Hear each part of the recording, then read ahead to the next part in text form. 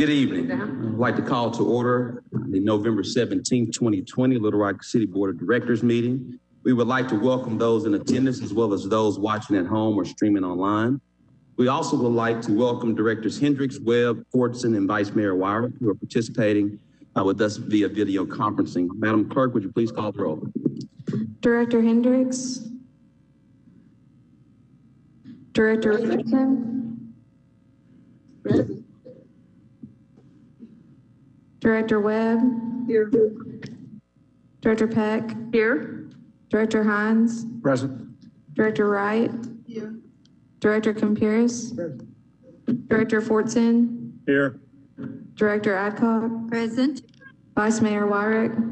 Present. Mayor Scott. Present. And Director Richardson is here. Thank you so much, Director Richardson. Let me now recognize Mr. City Attorney, who's going to do the prayer for this today. Please join me. We're at a time where decisions have to be made that seem easy when we're first looking at them, but then we have to realize that any decision is probably going to impact whether we can do something else we'd like to do.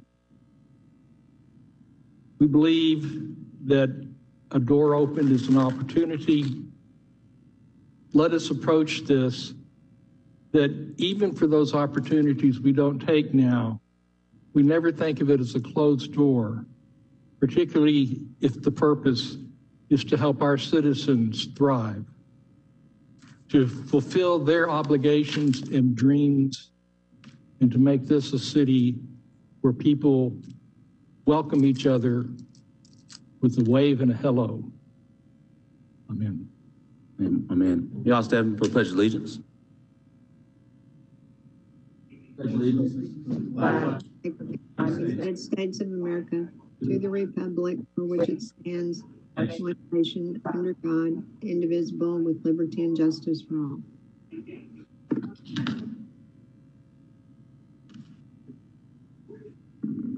So, we have one modification for tonight's agenda, to the addition of item M1 to the consent agenda. So moved. There's a motion second. All those in favor, please say aye. Aye. All those opposed, please say nay. Ayes have it. Madam Clerk, if you would, please read the consent agenda along with item M1, and also Director Webb has asked that item 12 be held separately, and we will hold that separately. Madam Clerk. A motion to approve the minutes of the September 1st, 2020, September 15th, 2020, October 6th, 2020, October 20th, 2020, and November 2nd, 2020 Little Rock City Board of Directors meeting. A resolution to set December 1st as the date of public hearing on the appeal of the Planning Commission's recommendation of denial for a planned zoning district titled Goodwin Manor Long Form PCD located at 3708 Garrison Road in the city of Little Rock, Arkansas, and for other purposes. A resolution is set December 1st as the date of a public hearing on the appeal of a Planning Commission's recommendation of denial for a planned zoning district titled Mountain Park Addition PRD located at the northeast and northwest corners of North Taylor Street and Peace Street in the city of Little Rock, Arkansas, and for other purposes. A resolution to transfer title of the property located at 2301 South Martin Street from the city of Little Rock, Arkansas to Hoan T. Nin and Tian Van Va to be used for neighborhood revitalization programs and for other purposes. A resolution to transfer title of properties located at 3401 West 10th Street and 3423 West 10th Street from the city of Little Rock, Arkansas to Marcus McClendon to be used for neighborhood revitalization programs and for other purposes. A resolution to transfer title of property located at 1605 Jones Street, 2423 West 17th Street, 2522 West 17th Street from the city of Little Rock, Arkansas to Marvell Banks, DBA Bank Investments to be used for neighborhood revitalization programs and for other purposes. A resolution to transfer title of property located at 1423 South Maple Street, 1524 South Martin Street, 1617 South Martin Street, 1623 South Martin Street, 1515 South Pine Street, 1105 South Balmer Street, 3321 West 16th Street, 3323 West 16th Street, 3401 West 17th Street, 3403 West 17th Street, 3419 West 17th Street, and 3327 West 17th Street from the city of Little Rock, Arkansas to Robert Alexander, DBA Custom Made Properties to be used for neighborhood revitalization programs and for other purposes. A resolution to approve the utilization of home investment partnerships, program community housing development organizations set aside and home program income funds to Inaffordable Housing, Inc. to produce 3 affordable housing units within the city of Little Rock, Arkansas, and for other purposes.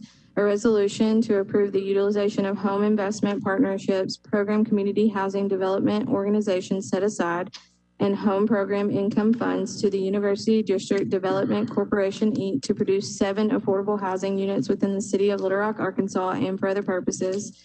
A resolution to authorize the city manager to approve an increase to the contract amount of Harbor Environmental, Inc. in an amount not to exceed $27,578 for professional engineering services for the Bowman Road Improvement Project and for other purposes, funding from the 3/8 cent capital improvement sales tax and the limited tax general obligation capital improvement bonds. A resolution to authorize the city manager to approve an increase to the contract amount for Michael Baker International in an amount not to exceed $138,569 for professional engineering services for Bowman Road Improvement Project and for other purposes, funding from the 3/8 cent capital improvement sales tax and the limited tax general obligation capital improvement bonds. A resolution to ratify emergency purchases of supplies or services over the amount of $50,000 made in response to the COVID-19 pandemic during the times of the emergency declared by the mayor, the governor of the state of Arkansas, and the federal government, and for other purposes. A resolution to sell properties owned by the city of Little Rock, Arkansas to the University of Arkansas for medical sciences to allow for construction of a UAMS daycare facility and associated parking lot and for other purposes. A resolution to authorize the city manager to extend the agreement with Explain My Benefits, LLC for a 5th term in an amount not to exceed $85,000 to provide benefit administration and enrollment services for eligible employees and dependents of the city of Little Rock and the city's participating affiliated agencies to provide certain web-based applications for patient protection and Affordable Care Act forms 1094C and 1095C, reporting services, and for other purposes. Move for the adoption of consent I have agenda. one more, I'm sorry. A resolution to consent to the assignment of the lease agreement of 300 East Roosevelt Road, Little Rock, Arkansas, and for other purposes. That concludes the consent agenda. Move for the adoption of the consent agenda. There's a motion second. All those in favor, please say aye. Aye. All those opposed, please say nay. Ayes have it. Madam Clerk, if you would, please read item number 12 for the first time. Wouldn't that be the number? Item number 12. A resolution to authorize the mayor, city manager, and city clerk to enter into a transfer agreement for ownership of the right-of-way from the city of Little Rock, Arkansas to the Arkansas Department of Transportation and for other purposes. Move for the adoption resolution. There's a motion and second. All those in favor, please say aye. Aye. Aye. I think If not, no, we gotta read it. Director Webb has a question. Director Webb. Thank you, Mr. Mayor. And I had a question about this. There are currently some lawsuits pending about 30 Crossing, and I just wonder why we need to move ahead with this right now. I understand that it's less than 1 acre of land, but why the rush when the lawsuits are still out there and pending? Mr. Moore or Mr. Honeywell? Oh, Mr. Honeywell.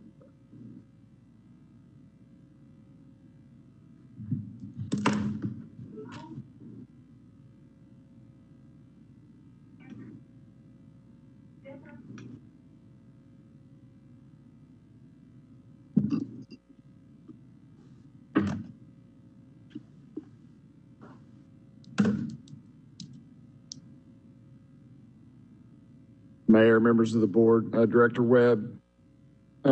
These parcels are very small pieces of property located at the corners of intersections where the city has already actually granted a construction easement to the highway department for these properties.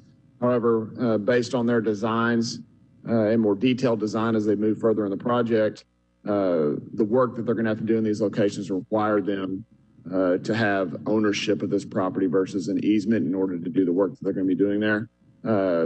They've requested us to make these transfers of ownership, and that's why it's before y'all tonight.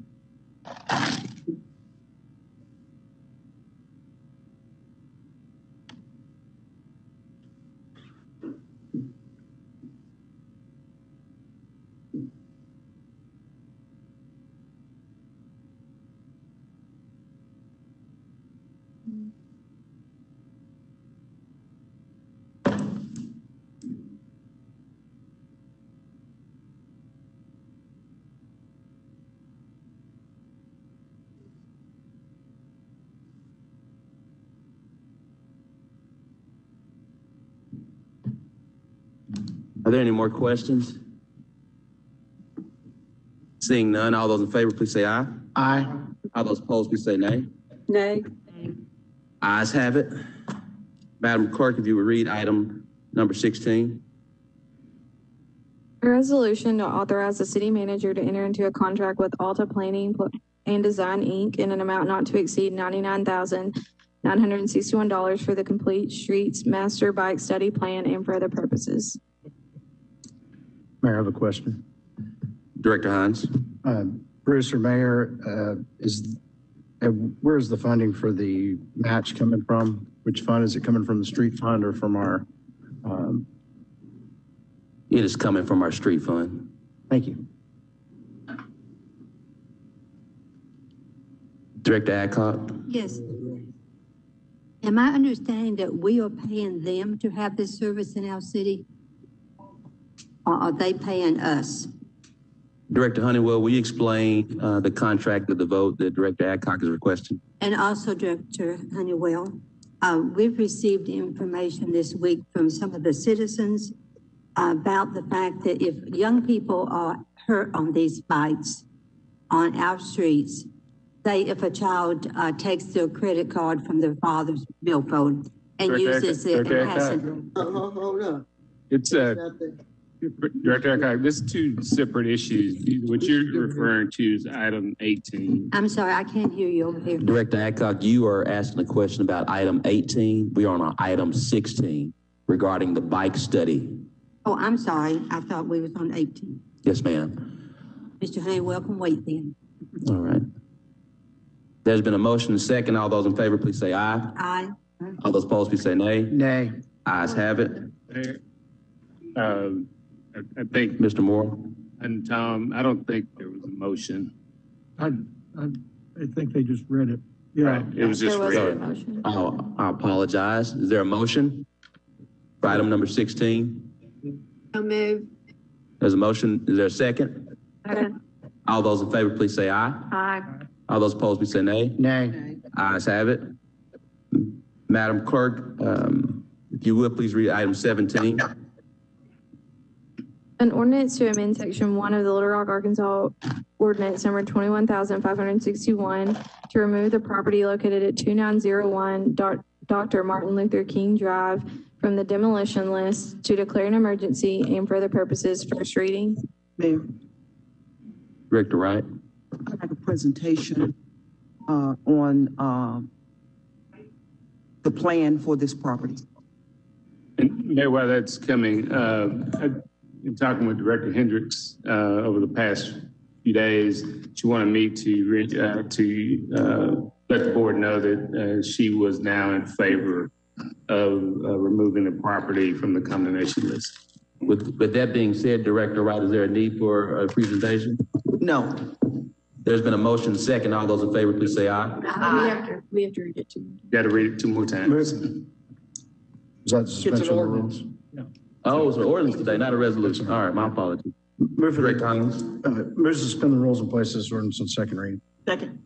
There's a motion second. All those in favor, please say aye. Aye. All those opposed, please say nay. Nay. Ayes have it. Second reading. An ordinance to amend section 1 of the Little Rock, Arkansas ordinance number 21,561 to remove the property located at 2901 Dr. Martin Luther King Drive from the demolition list to declare an emergency. Second reading. Move to suspend the rules and place on third and final reading. Second. There's a motion second. All those in favor, please say aye. Aye. All opposed, please say nay. Nay. Ayes have it. Third reading.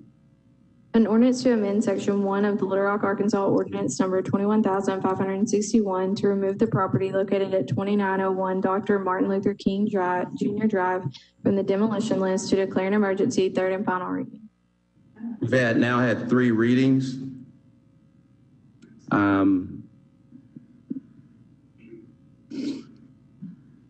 We have 4, all 5 are for this item. We have one letter that was sent in against. I would assume those 4 are fine with not being read. And the one against, I will read the one, Madam Clerk, would you read the one against? Dear Mayor Scott and the City Board of Members, this letter is regarding the vacant building at 2901 Martin Luther King Drive, Little Rock, Arkansas. This building is just to the south of Greater Rose of Sharon Missionary Baptist Church.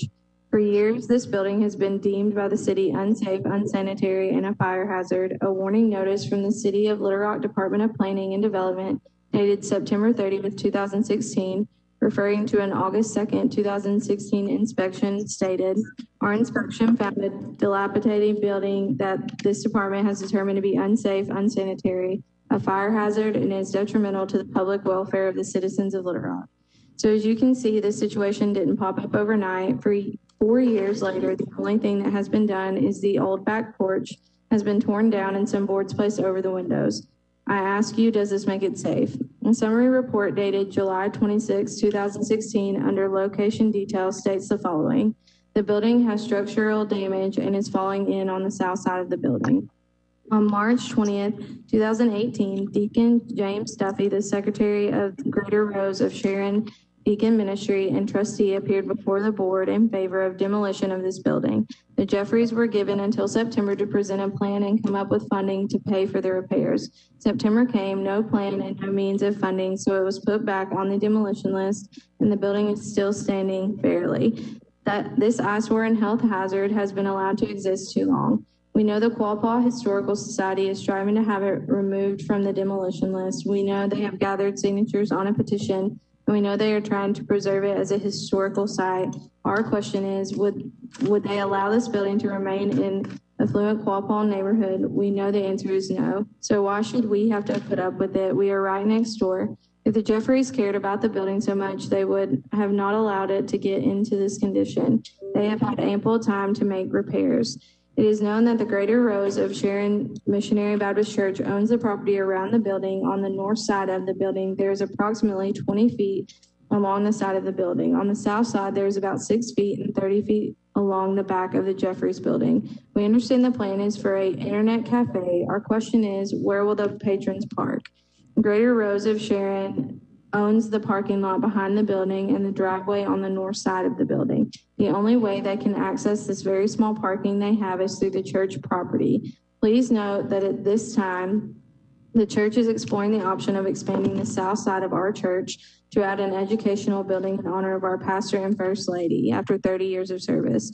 We are afraid if they are given another extension, another excuse will come up at the end of the extension as it has before, and the situation will continue indefinitely. We ask you, Mayor Scott and the City of Little Rock board members, to please not give in to the pressure. By your own admission, in this building is unsanitary, unsafe, and a fire hazard. Please do not grant another extension, and please go ahead with the demolition of this building. We, the members of Greater Rose of Sharon NBC, are thanking you in advance for your kind consideration. Sincerely, Reverend Arthur L. Blood, Reverend Cedric Cross, Deacon James Duffy, and Deacon James Williams. Thank you so much. We've now had 3 readings. We have a question from Director Richardson or a comment. Yes, a question. Bruce, can you restate Director Hendricks' comments to you during your conversation? I'm not sure I quite understood what you were saying about her conclusion or what she was recommending. Director Richardson, I think she has visited with the current owners and the prospective owners and agrees with the plan of action moving forward. She also just called and said she had a recent conversation with the church and that they were supportive. I know this letter is dated October the 10th, but That was the message I just received from her, but. So she's in favor of us removing this, is what? Correct. Is that correct? Correct. All right, thank you. Director Adcock. Yes, I would like to hear from the applicant about their funding and also from city staff about the condition of the building. Director Director Collins.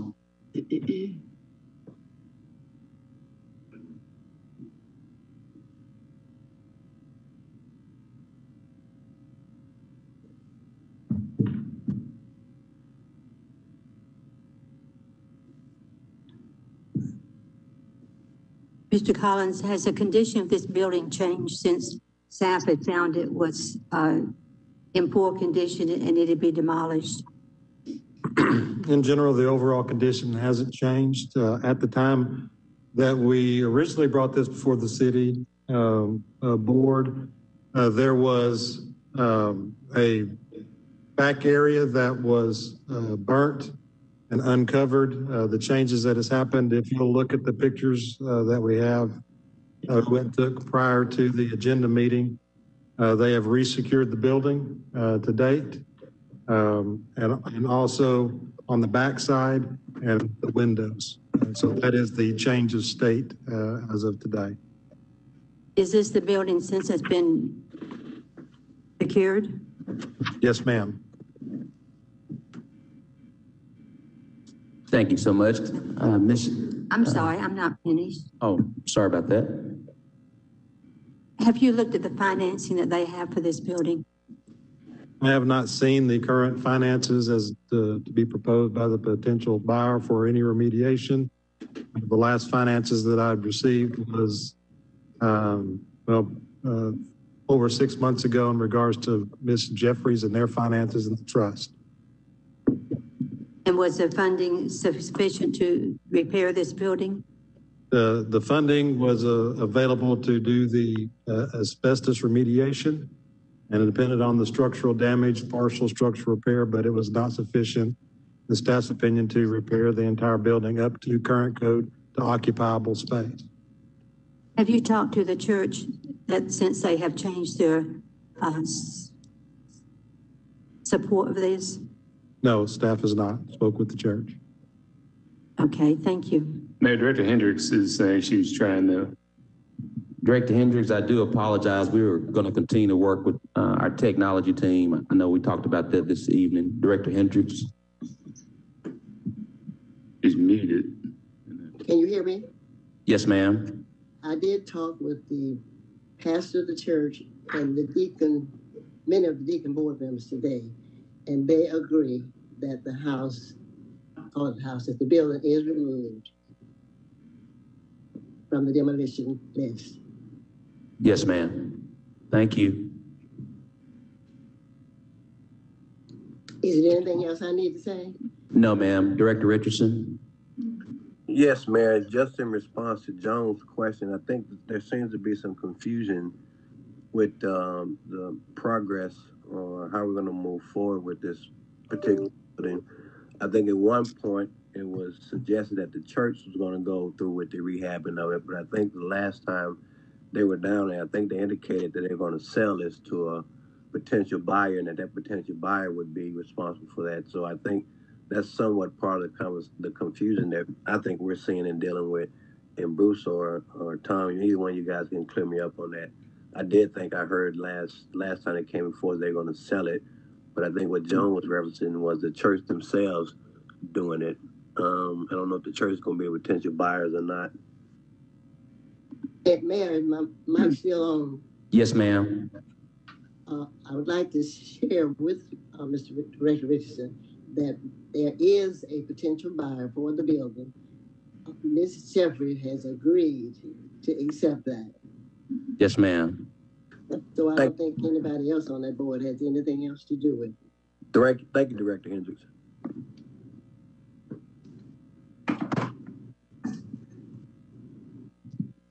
And I don't think the staff needs to talk to the pastor.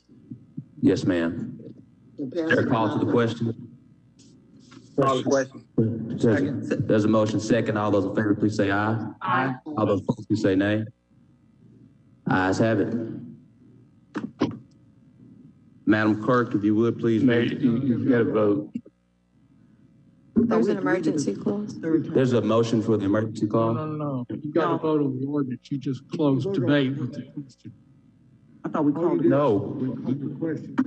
We voted to call the question. All right, I thought we went through the third reading. I apologize. We did go through the third reading, call the question. All those in favor, please say aye. Aye. All opposed, please say nay. Ayes have it. Emergency clause. Now there's emergency clause. Director Hines. Move to adopt emergency clause. Second. There's a motion second. All those in favor, please say aye. Aye. All opposed, please say nay. Ayes have it. Madam Clerk, if you would, please read item 18 for the first time. An ordinance to permit dockless mobility technology within the city of Little Rock, Arkansas to amend Little Rock, Arkansas Rev Code Section 32-463, 32-494, 32-496 to permit the use of dockless mobility units on public streets in central business districts or other designated areas, to establish certain standards for the use of such technology, to establish a business license fee and franchise fee for the city right away, and for other purposes. First reading. Is there a motion? Motion to suspend the rules and place this on second reading. Is there a second? Second. There's a motion second. All those in favor, please say aye. Aye. Those opposed, please say nay. Ayes have it. Second reading. An ordinance to permit dockless mobility technology within the city of Little Rock, Arkansas to amend Little Rock, Arkansas Rev Code Section 32-463, 32-494, 32-496 to permit the use of dockless mobility units on public streets in central business districts or other designated areas, to establish certain standards for the use of this technology, to establish a business license fee and franchise fee for the city right away. Second reading. Mayor, I have a question before I make a motion on this. Yes, sir. Director Hines. Tom, on this, there's a lot of pushback from the community on approving this. The question I have is,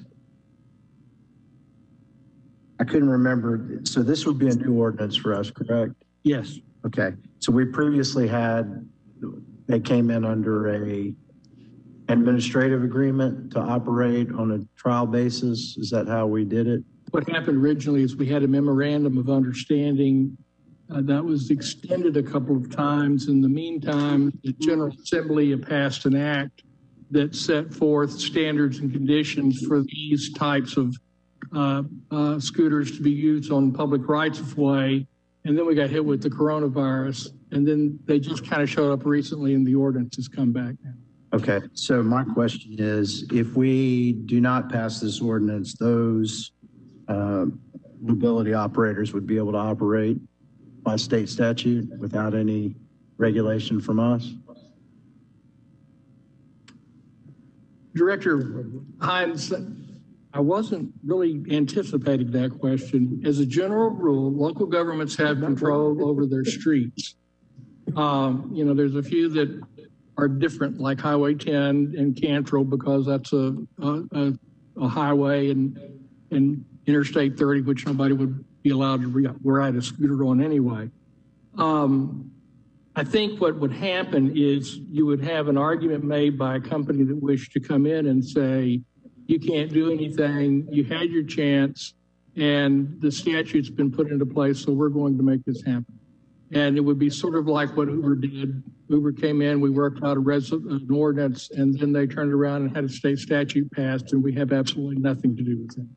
So I think the answer to your question would be yes, because they're both transportation, they're both in this new digital age of transportation, and the General Assembly has given pretty broad authority for them to be there if the insurance is in place and things of that nature. But that statute also gives us the ability to regulate per this ordinance, correct? The statute gives us some ability to do additional regulations, which we have done. For example, there's a $75 per scooter charge. In addition, there is an annual, or there is an initial franchise fee for the use of our rights of way. we keep them off of sidewalks. An area has been deemed to be able to take scooters on sidewalks, and there is appropriate signage in place. So we've done some things like that. Okay, and the enforcement mechanism on people would be LRPD, would be our enforcement mechanism? I think so. I don't think that these would be just violations. The most serious one's going to be without a helmet type of thing, and that is something I think that only a police officer. I mean, the biggest issue I've heard on them is operating on sidewalks and pedestrian collisions. So that's definitely something that needs to be enforced. Without a helmet, that's only going to apply to a 16, 17-year-olds, I guess. 16 and under. 16 and under. Okay, so we determined that we can't include 17-year-olds. The way that the statute was worded is we could impose stricter safety conditions unless they were otherwise established by law, and the state statute establishes 18. And then make sure I'm covering all the bases here. The last issue would be if you're, and it's my understanding, if you're operating a bicycle, a scooter under the influence of anything, you can be cited for driving under the influence under Arkansas state statute and our DUI laws, correct? That's my understanding. Okay. All right. I just want to make sure. There was some conjecture about that. And I said, somebody was talking about how people were operating them that probably weren't exactly sober downtown. And so I just wanted everybody to be aware that is if there's a collision with a pedestrian, the same rules would apply if you're on a bicycle, riding lawnmower. I think I've heard people getting DUIs driving or riding a lawnmower down the street inebriated. So, yeah, I think that's my conundrum that I have. Based on that, I'm willing to pass this, but I'll defer to the rest of the board if we want to defer this or go ahead forward with action. I'd love to hear from my fellow board members on what their feelings are. I would rather go ahead and regulate, since I don't want to have happen to us what happened with Uber, where essentially they've already gone around us, but we've got a little bit more say in this situation than we did with Uber and the Lyft folks. Thank you. Thank you, Director Hines. Director Adcock, then Director Richardson, then Director Webb, then Director Peck. Mr. Carpenter? Yes, ma'am. From what I'm looking at here, we have not designated the areas that these would be allowed. I was over on Asher recently, and they had some of them going up and down Asher. So do we know what areas these are going to be allowed? Director Adcock, these will be allowed at the street pretty much throughout the city. The areas where they will not be allowed is on the sidewalks unless they're designated. Okay, and do we know yet how much we're going to charge for this franchise? I think that the amount is $10,000, but I don't remember. I know that Ms. Pruitt negotiated that provision. I think it's in the ordinance. $10,000, I believe. Can a police officer cite a 12-year-old child? A police officer would have to take a 12-year-old to juvenile court for either a delinquency action or a juvenile in need of supervision. Have we talked to our chief of police and our police department about the enforcement of this? I have not talked to anybody recently. I know that when the scooters first appeared, we had numerous conversations with the police department about how to deal with them. But at a time that we've got violent crime on the uprise and everything else in this city going on, I see this as a real problem for our police department, adding this at this time. When would this start? I know they're over in front of the Metropolitan Housing today. There was 5 of them laying on the ground on the sidewalk, blocking the sidewalk for handicapped people to try to go up and down that sidewalk. So who's responsible for making sure they're standing up and they're not blocking sidewalks? Director Adcock, this is not a docking approach in the ordinance. There are some places where you have to have docks where you actually put the scooter back in. This one doesn't have that. The advantage is that if a person wishes to ride a block to go just to ride a block for whatever reason, and they can leave the scooter there. They're not supposed to leave them on the street. We're supposed to be able to call and tell them to come pick them up. I have walked by places where they've been neatly parked next to each other, and I've walked by places where they haven't been. So I suspect that experience and the experiences around the country are going to be the same for some period of time. Mr. Attorney, we do have a representative from Lime Scooter who's on the line listening. If Director Hines and or Director Adcock would like to pose a question. But I would like to remind everyone that as Mr. City Attorney has already shared, this law is already permissive for them to be on the streets. What we're trying to do is provide a permitting mechanism so we can receive income and have the ability to create a regulatory stance within it. I would like to have the question answered. Who's going to pick these up off the sidewalk, whether or not stopping somebody in a wheelchair from getting in and out of their automobile? The Lime Scooter, if you would speak to that. It's my understanding that when a scooter is placed down, it is there to be picked up by another location. And then at the end of each evening, they're again transported back to be redistributed the following morning. Mr. Lime Representative? Yeah, that is correct. I appreciate the opportunity to speak to that. I'm sorry for not introducing myself first. My name is Nico Probst. I'm the Director of Government Relations for Lime. And firstly, wanted to say thank you to the city for allowing us to operate for the past year. You know, we did come in with an agreement, and I think a lot of the approach from the city was to test these devices and pilot the use case of these. And to date, we have seen just an incredible use in the city of Little Rock, and we really appreciated the partnership. To the director's question, anytime a complaint is reported about a specific device, our team is sent out immediately to resolve that. We typically resolve any issues within 30 minutes. One thing that and I did put together a data report that I'm not entirely sure if it was shared with the directors, but I will be certain to send that around following this meeting. One of the things that we will be doing this next iteration of the program, if we're fortunate to continue operations, is actually setting some designated parking locations throughout the city where we will paint some small signage that initiates users to realize that this is the location to park these devices and creates more of a habitual parking environment for these. We will also list those parking locations in the app. And if there are any locations that anyone has identified that are consistent problem areas, we are able to remove those as parking locations, both from our operations, but we can also prevent users from parking them through our geofencing technology. So we really look to our city partners for any feedback, any issues that are being raised in specific locations, and then we can address those in real time. Director Hines has a question. Well, actually, Director Hines, I'm sorry. I want to make sure we're in the correct order. I do apologize, Director Hines. And then myself. Let me go back to the order.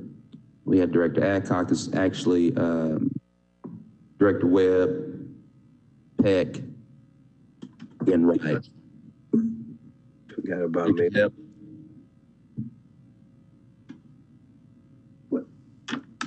Is it, I thought Director Richardson, was he next? I think before me. Oh, I'm sorry. I apologize, Director Richardson. Thank you, Director Webb.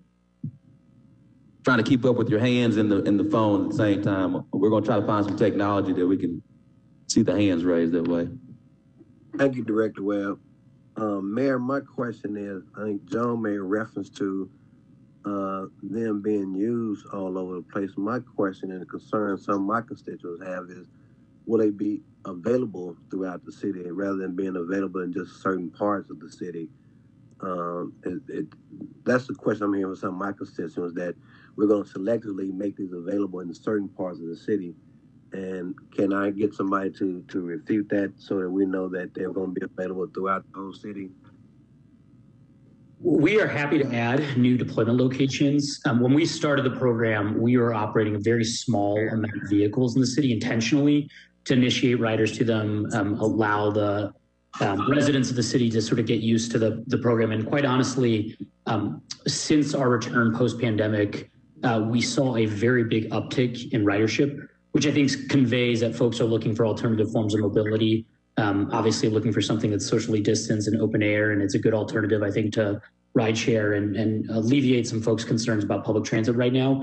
So in the next iteration of the program, based on the ordinance that you were all reviewing today, we would apply for a certain amount of vehicles, and our hope is to apply for a pretty decent amount, a little bit more than we had initially operated. And the hope is then, yes, we would absolutely spread to other locations throughout the city. We certainly have been concentrated in some specific neighborhoods, but would love any feedback from the directors about locations that you'd like us to add coverage to. One other piece I should mention, and we have been promoting this throughout the duration of our operations, is that we do have an equity program in place as well that allows a significant greater than 50% discounted rate for any individual that qualifies for a federal, local, or state needs assistance program. And then we also have capabilities for folks who are unbanked or without a smartphone to access our devices as well. And my other question is, I know you made reference that we don't have doctors available throughout the whole city, but are there instructions in terms of what to do if you don't have a dock station available?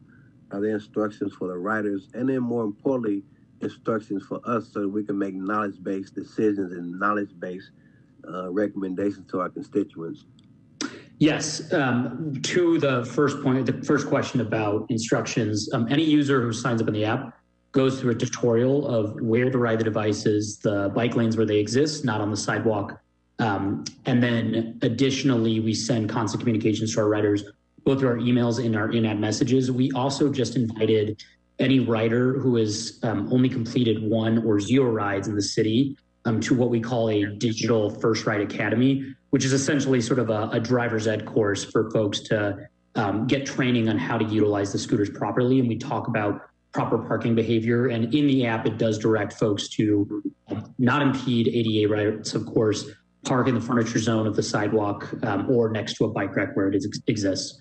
And then one additional piece that we have conveyed, and something that we'll be looking to do in the next program too, is add additional signage in some of the areas that have been raised as a concern of where sidewalk riding has occurred a lot. That sort of directs folks in more visible language to not utilize the sidewalks and encourage them to ride in the roadway or the bike lane. So is there a way that you can get that information to the board members in terms of those policies? And yes, absolutely. So we can be better informed. And yep, I absolutely will do. I apologize. We put a data report together, and I will make sure that all of the board gets it. That's fine. Thank you, Director Webb. Thank you too, sir. Thank you. Next we have Director Webb, then Director Peck, then Director Hines, then Director Computers.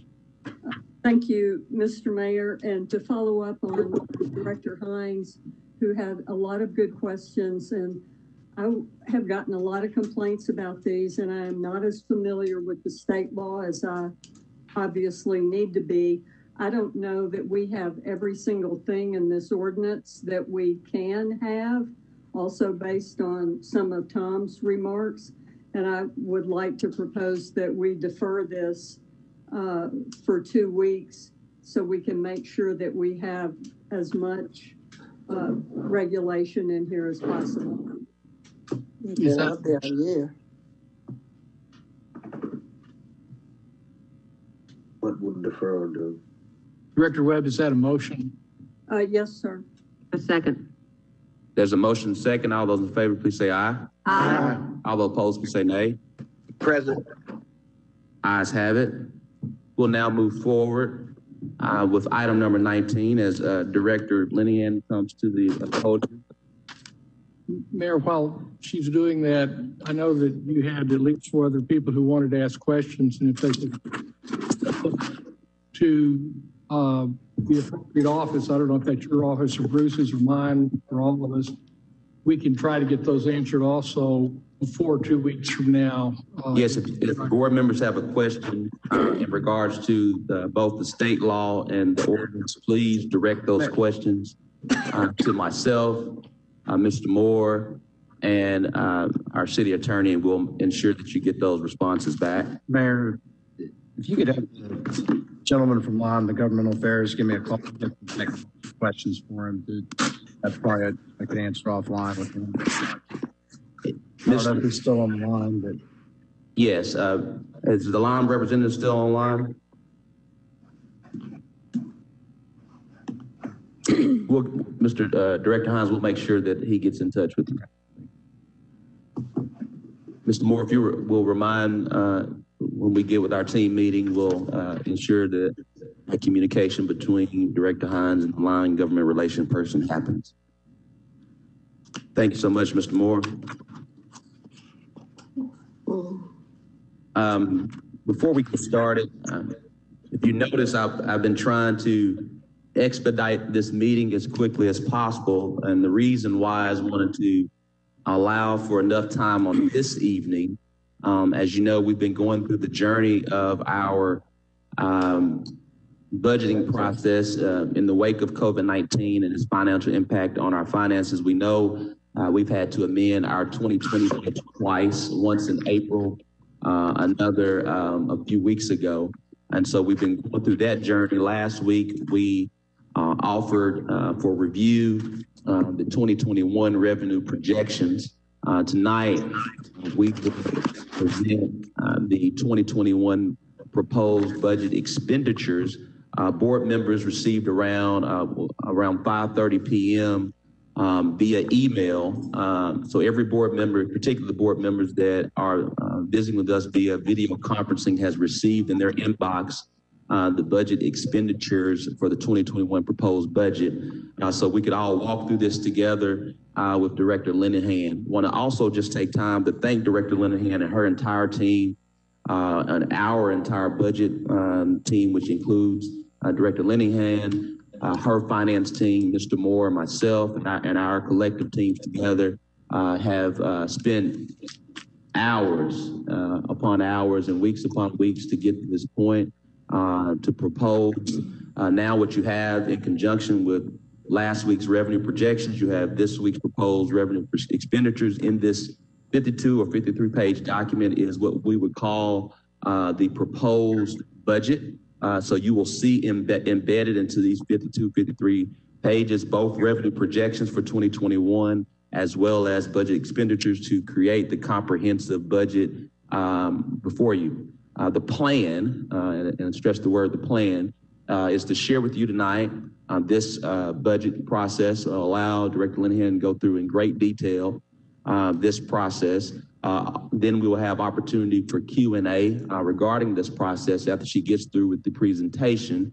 Then the board will have, for another, I guess, close to 2 weeks, have the opportunity to review this budget on next week, next Tuesday, during our agenda meeting. It will be in ordinance form, again, for the board members to continue to review it. We'll go into the Thanksgiving holiday weekend, and then it'll be scheduled for a vote on December the 1st, I believe, on December the 1st. And so in total, we'll have close to 2.5 weeks for review.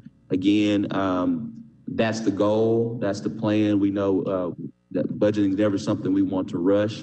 We want to ensure that everyone has all of the information as possible. And so today's November 17th.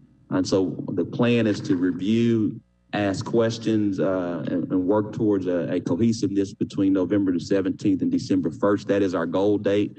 As you know, we were able to get it done early last year. We hope to do that again this year.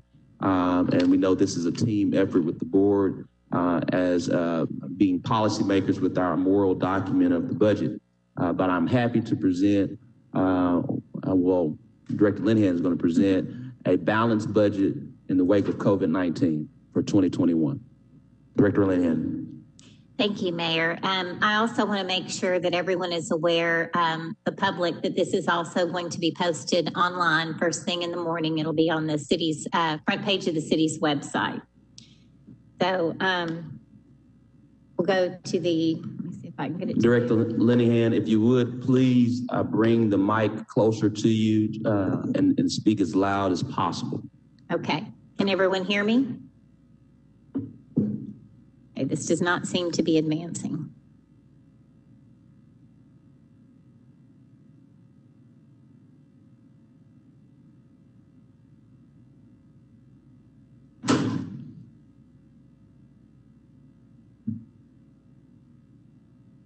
Oh, thank you. Still no. Allie, it's still not advancing. Okay. All right, if you'll just advance to the first slide, please. The next slide.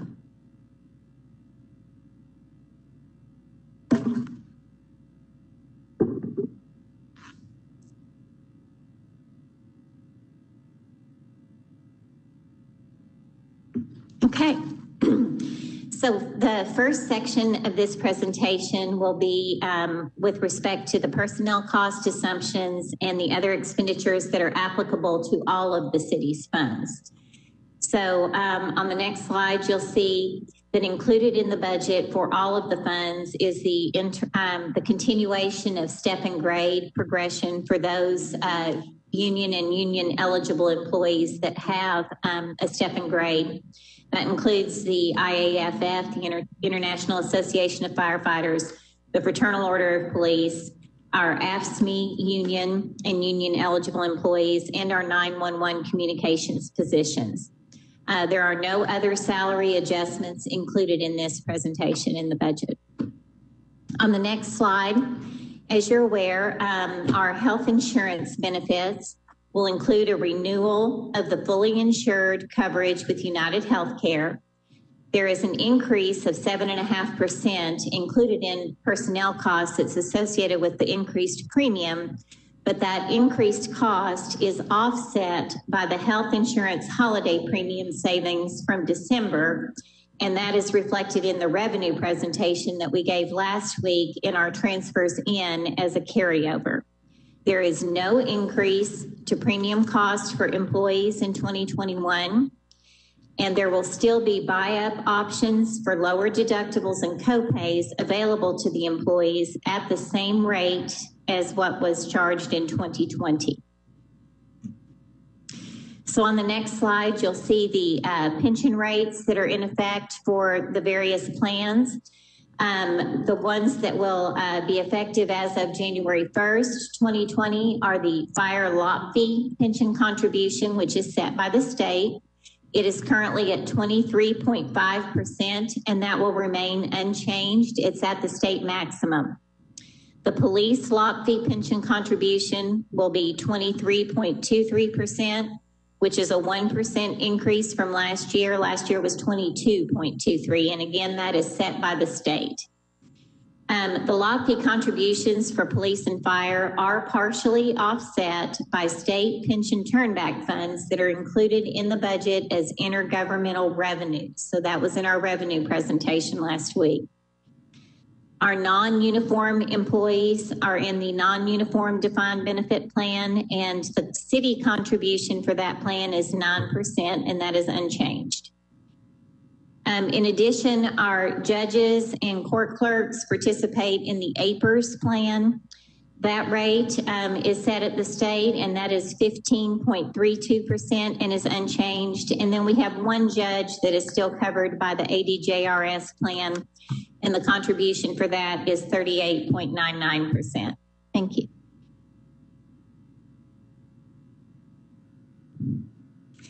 Okay.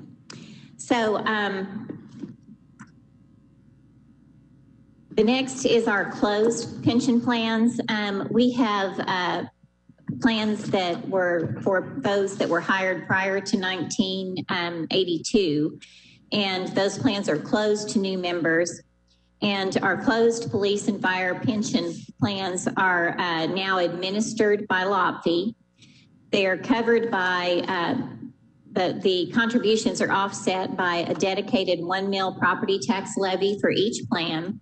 And then in addition, the city contributes $500,000 in sales tax to each of the plans. And then there are other dedicated fines and fees for the plans that are set in city code. So the closed police pension plan LOPFI will bill us a monthly contribution of $333.185, which is just under $4 million annually. And then the city contributes additional revenues, those dedicated revenues above, to the maximum that is collected. And so the estimated total contribution is $7,808,000, and the additional $3.8 million is utilized to pay down that unfunded liability. The same is true of our fire pension plan, the closed fire pension plan. LOPFI has set the billing rate at $268,268 per month, which is approximately $3.2 million. The city makes the additional contribution from those dedicated revenues to pay down the unfunded liability. and it's anticipated the total contribution will be $6,776,116. On our next slide, we also have a closed defined benefit plan. That plan has decreasing members, and the contribution that is actuarially determined is decreasing by $85,000 to $500,000. Other personnel assumptions that are applicable to all funds, we have an other post-employment benefit contribution, which is for COBRA and retiree health benefits primarily. The actuarial cost of that will decrease just under $300,000 to $1,188,500. There's also a judges and clerks liability for a previous plan that has an unfunded liability, and that is set at $185,000 annually, no change to that. And then based on experience, our workers' compensation will decrease $412,000 to $2,635,000. And all of these benefits that I'm mentioning are allocated to all of the funds based on where the member employees are paid or were paid if they are already retired. So on our next slide, I'm going to go through the changes in staffing by fund. The first column represents what was included in our 2019 amended budget. Then you'll also see our 2020 adopted budget and the 2021 draft budget. So there are no changes in the total personnel for executive administration, the board of directors, community programs, the city attorney, or any of our 3 district courts. The first department that will have a change in staffing is finance. We have 3 additional employees. That includes a deputy director of finance operations, a senior accountant, and a small business coordinator position that were added during 2020 to facilitate compliance with new accounting standards and to improve minority and small business training, development, and participation in city contracts. And then in addition, we have a senior budget analyst position that would be added in 2021 once we've finished implementing our new budget software, but that is offset by the reduction of a fiscal systems administrator position. In our human resources department, we have 2 employees that were actually added during 2020, and those are 2 new FOIA positions to help facilitate responses to the Freedom of Information Act requests. In information technology, we have 2 additional positions. These are new business applications analyst positions that were added to consolidate and manage the various Infor-Lawson modules across the city. One of those positions was transferred from the finance department, as just mentioned.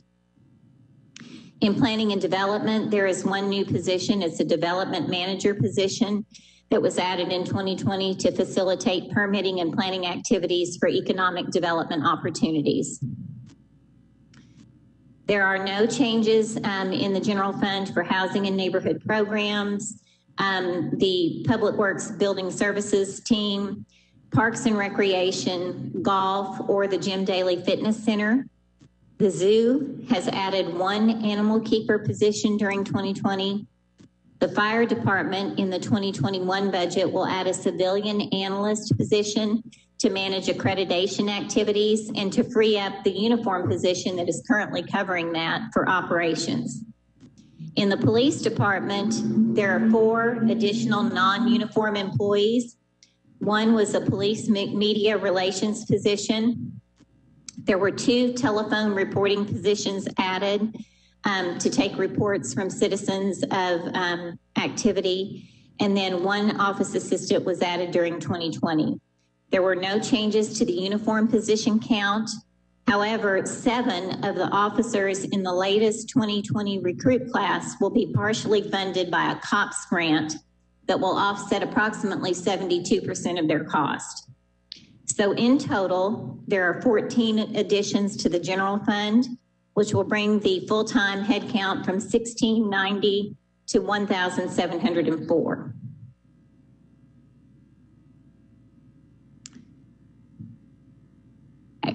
On the next slide, we'll go through the special project and grant fund positions. These are funded positions that are they're typically limited service positions, and they're funded by grants for the period of time covered by the grant or by a special project allocation. So there's no change to the grant funded positions in executive administration. Community programs, there was one special project position added. It was positive intervention position that was added during 2020. No changes in finance. In human resources, there's a wellness coordinator position that has been funded by a portion of the health insurance holiday premium savings. In the housing, there was an additional grant funded position added. And in police, we have 7 grant funded positions.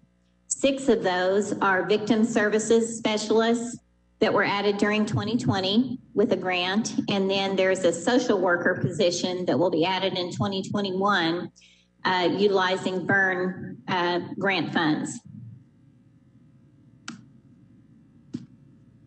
On the next slide, the funding for our other funds, our waste disposal fund will have 1 additional employee. It's a solid waste inspector.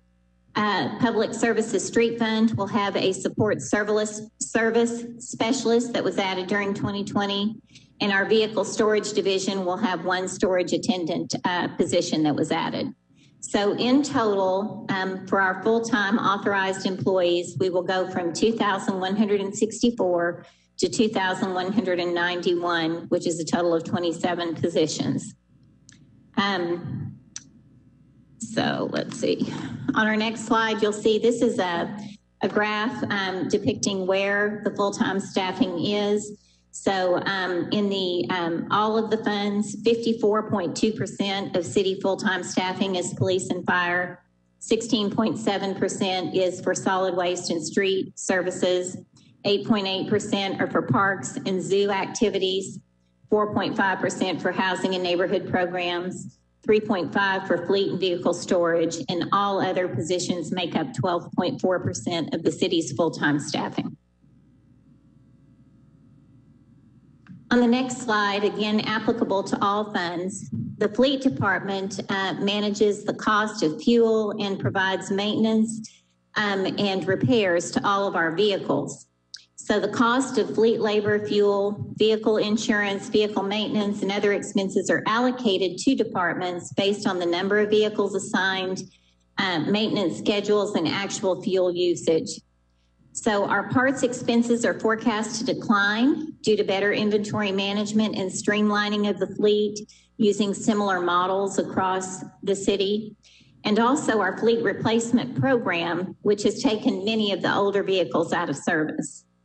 The fuel rate per gallon, which includes a 14-cent markup, which covers the labor and the supplies in the fuel acquisitions division, is budgeted at $2.09 a gallon for unleaded and $2.19 for diesel, which compares to 2020 rates of $2.30 and $2.60. So we'll see a pretty significant decline in our fuel cost. On the next slide is a summary of our outside agency highlights. We will have a decrease in our Rock Region Metro funding of $341,616 from what was included in the adopted 2020 budget. The total funding level will be $9.8 million, of which 7.8 or 80% is reflected in the general fund, and $2 million, consistent with the previous year's allocation, will be reflected in the street fund.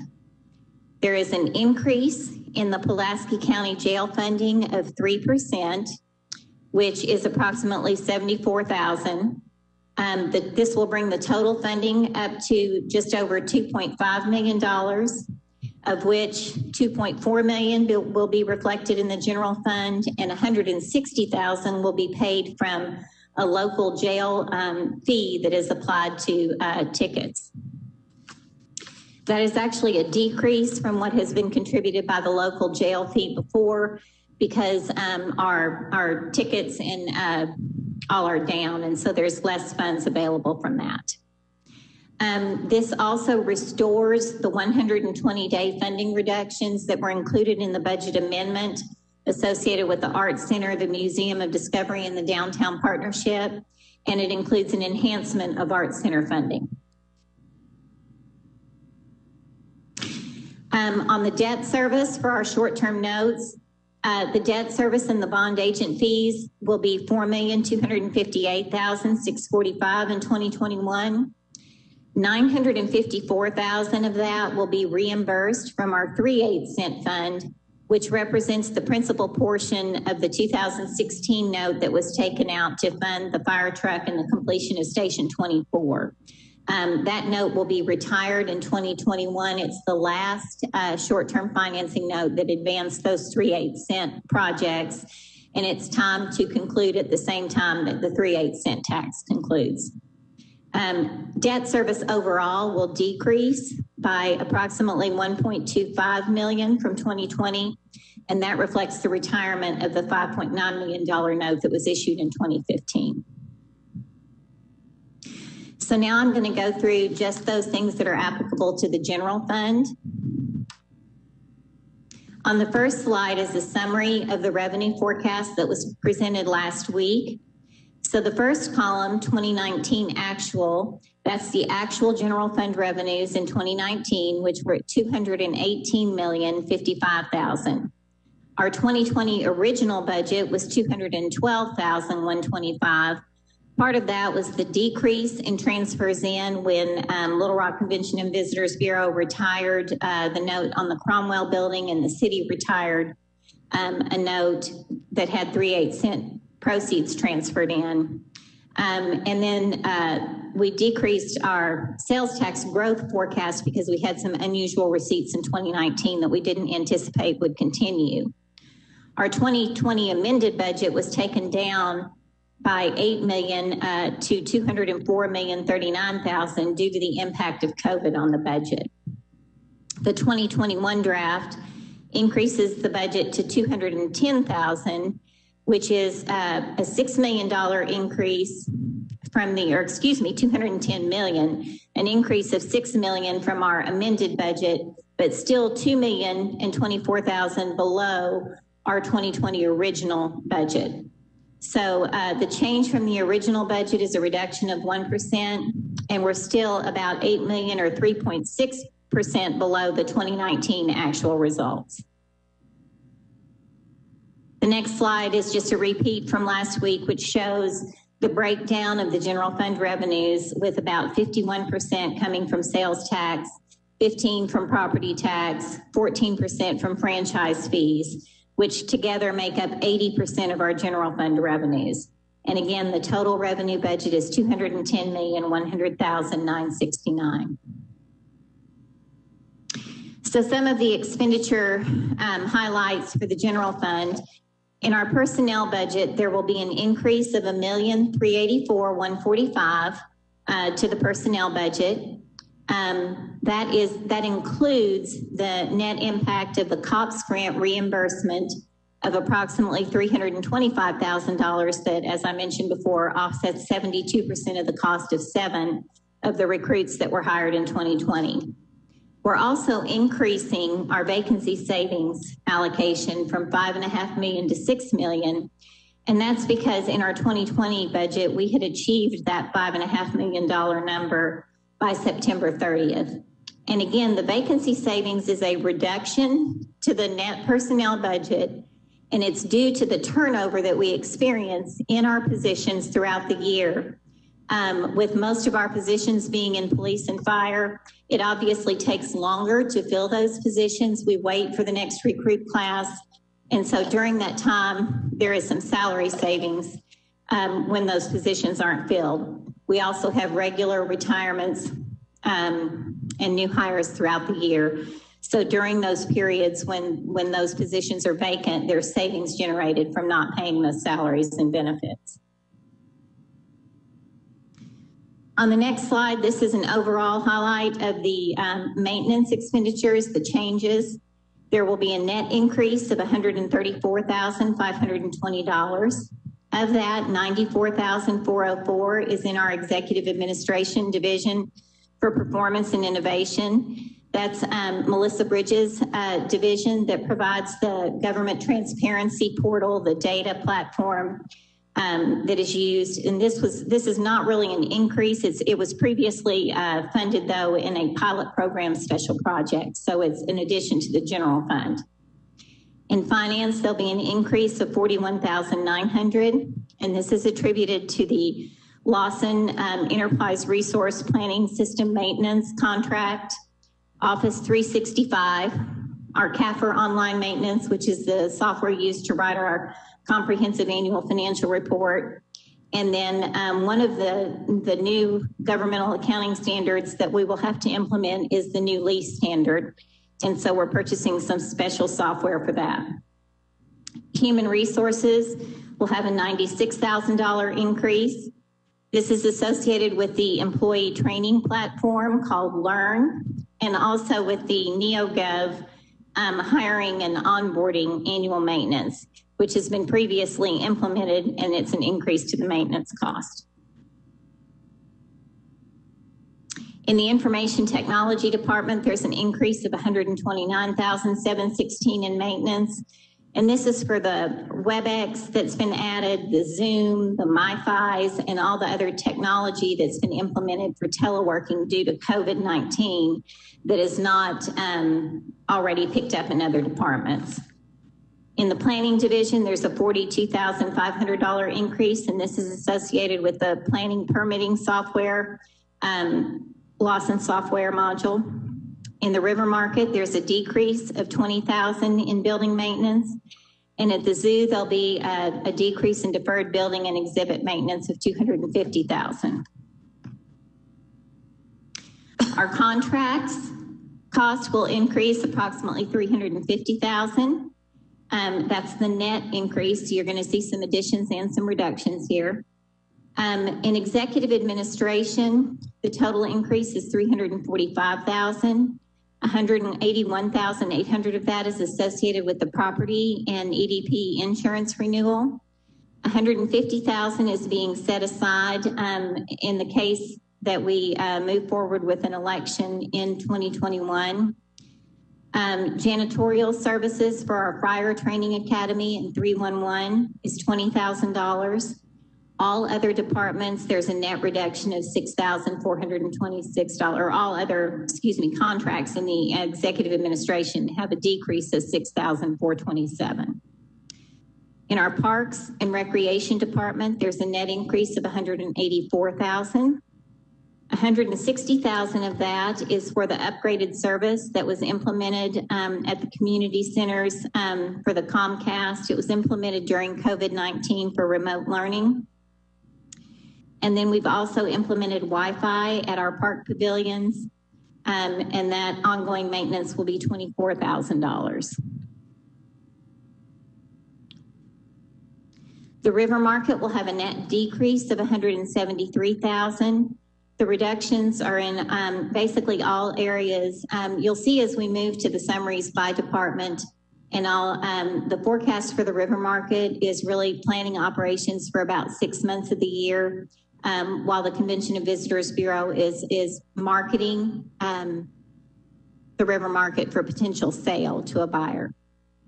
All other departments, there's a net decrease of $6,860 in our contract cost. So within the general fund, I already told you the assumptions on the fleet cost, but the general fund departments will enjoy a decrease of $350,470 associated with fleet. We are planning for the third phase of the 4-year replacement plan for our fire turnouts. And we will decide whether or not to include that in a short-term financing note to be issued in 2021, or whether there'll be sufficient 3/8 interest earnings to offset that. And as in the past several years, the budget does include a $1 million contingency allocation for potential revenue or expenditure variations.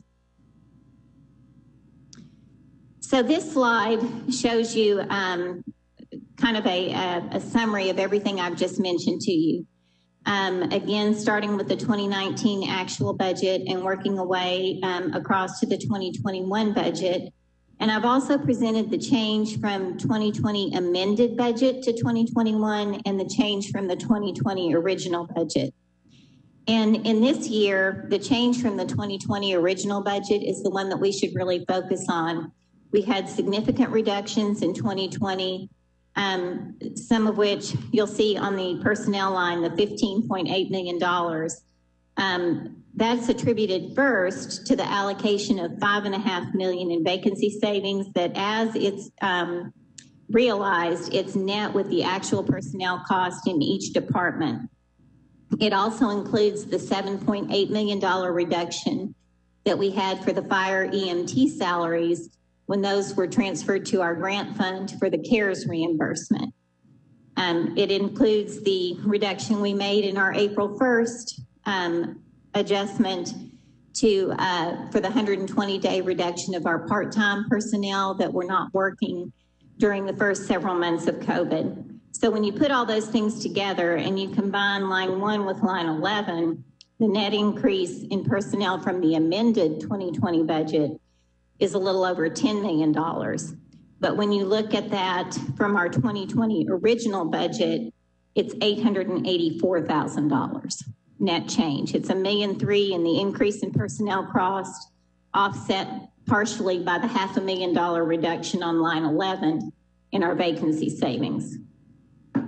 And then as we went through those previous slides, you'll see on line 3, the $350,470 reduction to fleet.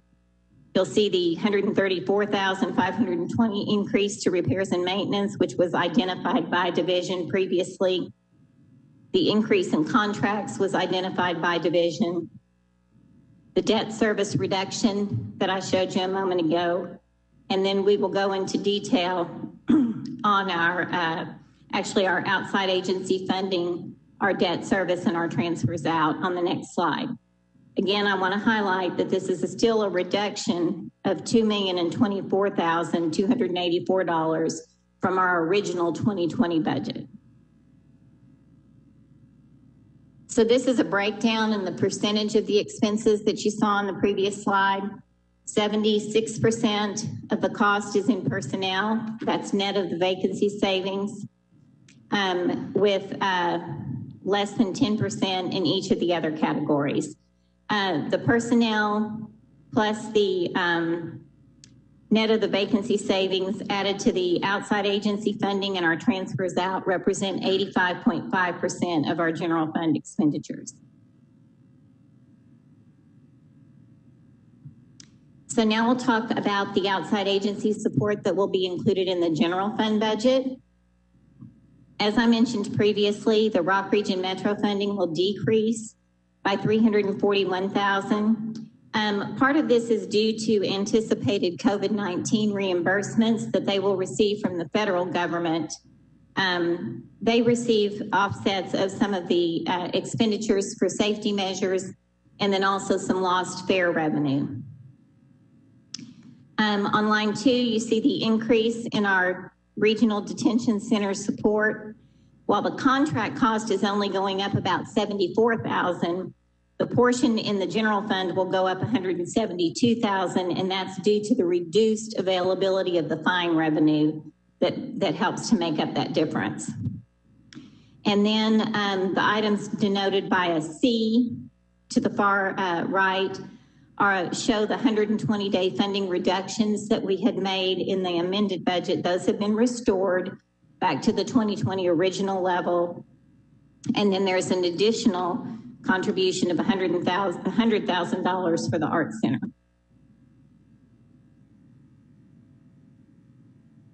On the next slide, our debt service. Again, this is going to decrease $1,246,000 due to the retirement of a note, and $954,000 of the $4.2 million in expense will be offset by a revenue transfer from our 3/8 cent fund for the principal portion on the note to advance construction of the 12th Street, or excuse me, of the Fire Station 24. So now transfers out. We'll have transfers to special projects of $6,827, and I'll go through that in detail. We'll have a transfer to the street fund of $194,000. This is consistent with previous funding to provide for parking enforcement that occurs in the street fund. It comes from general revenue. And then, as noted previously, there's a $1 million contingency allocation, and our grant match will be $230,000, and I'll talk about those in detail. So this slide is a little bit hard to see. I apologize for that.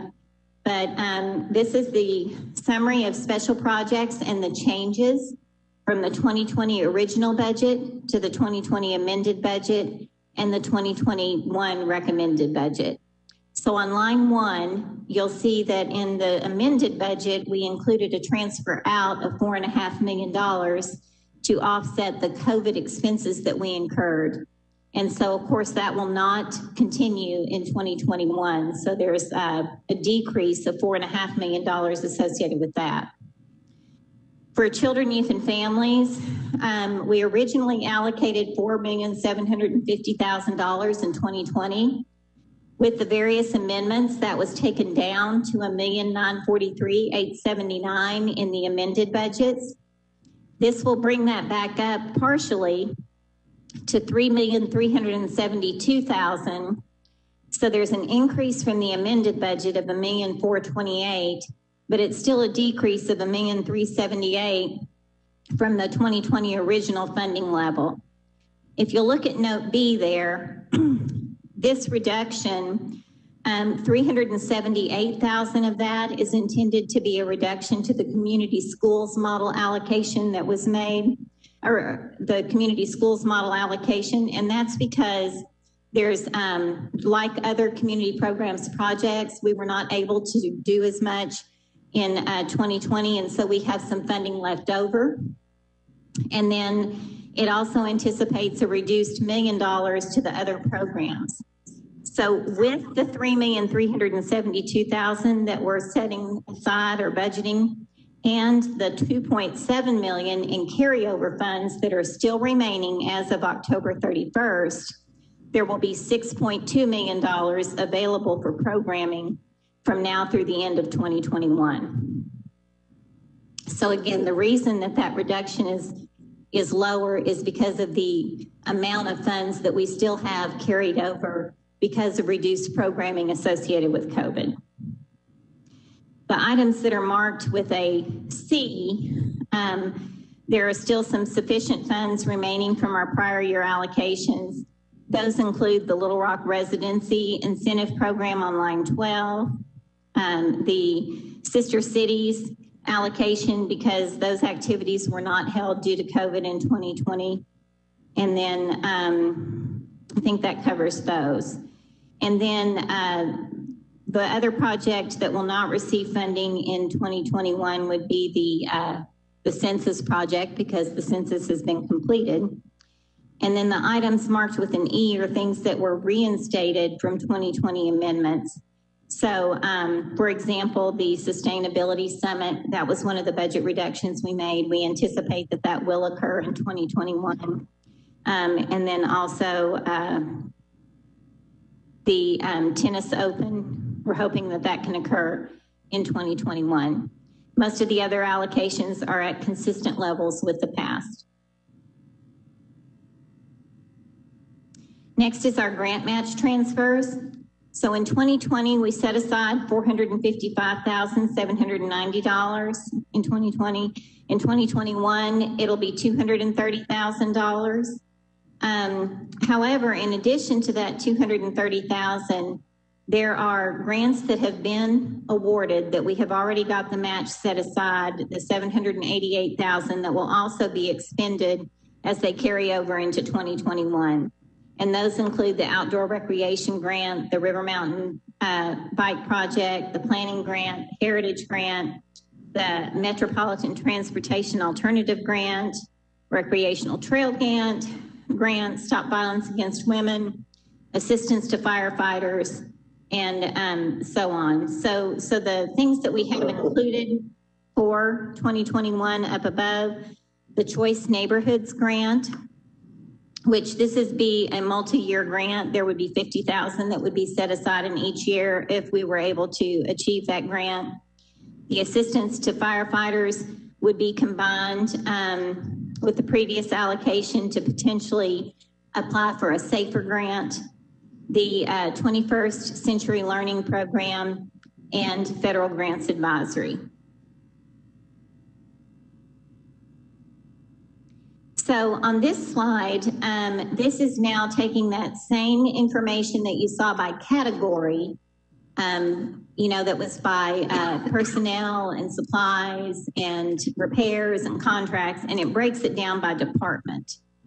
So again, the same numbers at the bottom circled: 210 million, 100,000 in expenditures, $2 million decrease from what our 2020 original budget was. And you'll see the changes in the far right column. So in executive administration, for example, we've already talked about what most of those decreases are. The outside agency contributions are included on that line. The debt service is included, the vacancy savings, the decrease in transfers out, net of the increase in maintenance and the increase in contracts. All of the total of everything else that we haven't specifically identified is a decrease of $61,145. As you go down the line, you'll be able to closely match the increases with the staffing additions that you saw on the previous slides. So for example, in the finance department, that reflects the 3 additional employees. It also includes the increased maintenance and some operating expenses for the 2 new divisions, the reporting and compliance and the small business office. In human resources, that's the 2 FOI positions that we talked about. In information and the maintenance increase that we've already discussed. Information technology, that's the increased positions, the increased repairs or maintenance that we talked about for the contracts, and so on. And all of the divisions that have vehicles, some of the reason that the increases are so small, because there is increased benefit cost with the health insurance, there's increased benefit cost with the step and grade calculations, but that's offset in many cases by the reductions to the fuel and fleet services allocations. So moving on down the list, remember planning had an additional position, housing had an additional position. Parks and housing have both increased their budgets for the increase in minimum wage for part-time employees. And then, as I mentioned before, the river market costs, which were estimated for us by Little Rock Convention and Visitors Bureau, are estimates for about half of the year as it's being marketed. The zoo decrease is a net of the increase in personnel cost attributed to the new position, partially offset by the reduction in maintenance that you saw previously. Fire, we have the increase in the position. There are increases associated with step and grade, but there's significant reductions associated with the fuel allocations in that budget. Same is true with police. There's significant increases associated with step and grade, personnel cost, health insurance, and the increase to the pension rate. But that's offset by decreases in fuel contracts and some of the incentives that we've previously had for the sick leave incentives, which have been fully exhausted.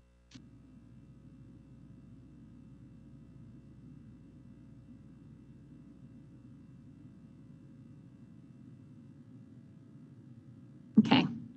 So our next slide shows us the breakdown by department.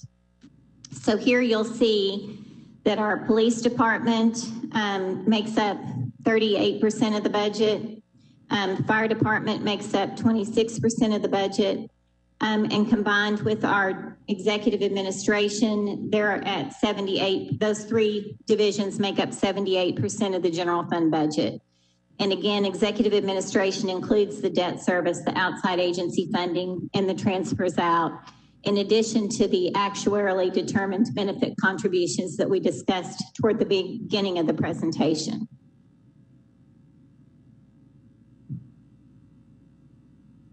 So in summary on the general fund, you'll see that our revenues and transfers in will equal 200 and, oh, I've got the wrong thing circled, I apologize. It should be on the 2021 draft budget, $210,100,000. The expenditures will total $210,100,000, which again is a decrease to both revenues and expenditures of $2,024,284 for a balanced general fund budget.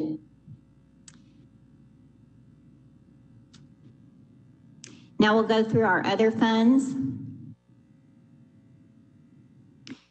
So our street fund revenue forecast was presented last week. This is the same thing that you saw. As a refresher, we're anticipating a reduction in, it's a net reduction in property tax from the original 2020 budget, but our 2020 budget originally had 4% growth based on the estimate we had received from the county. Our amendment took that down by 1%. We're now increasing it by 2.5% based on information from the county, but the net impact is a decrease of $40,000. Our state turnback funds are decreasing, and that's primarily associated with the usage, the road user fee per gallon, and so on. So the revenue budget for the street fund as presented last week is $21,279,119.